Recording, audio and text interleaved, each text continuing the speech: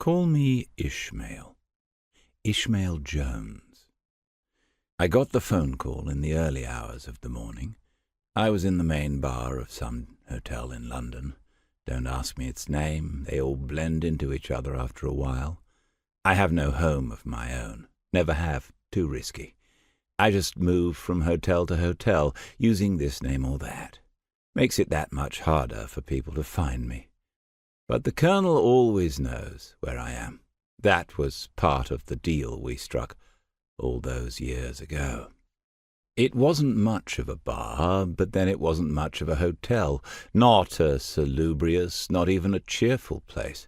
The lighting was too bright, the fittings and furnishings more functional than comfortable, and the background music was such an offence to the ear that I ended up having to bribe the barman to shut it down. I sat on a stool at the bar so I wouldn't have to keep getting up to order more drinks.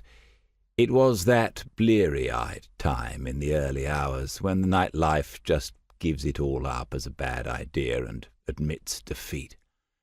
I was the only customer left in the bar. Everyone else had gone home, or gone to bed, or both.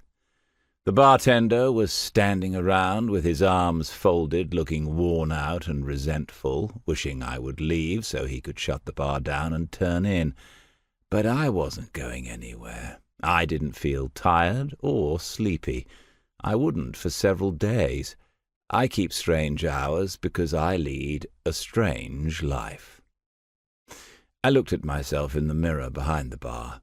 My reflection met my gaze with a cold, mistrustful stare. A very familiar face because it hadn't changed in so very long. Not the one I would have chosen, but good enough. I was tall, slim, dark-haired, and handsome enough if you weren't too choosy. A long, rangy figure who appeared to be in his mid-20s. Dressed well, but anonymously. The kind of stuff you can buy anywhere so you can fit in anywhere. An easy smile, a casual look, and dark eyes that gave away absolutely nothing. Someone who had learned to walk through the world without making ripples because he couldn't afford to be noticed. Who lived under the radar because he couldn't afford to be found out. A man who drove on the dark side of the road. I toasted my reflection with my almost empty glass.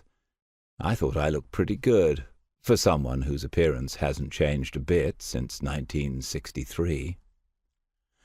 And that was when my mobile phone rang, or rather shuddered in my pocket.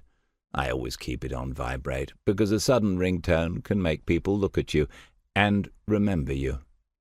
I took my time hauling the phone out. I knew who it was, who it had to be. The Colonel's the only man who has my number these days. I work for the Colonel and the organization he says he represents, whatever that might be.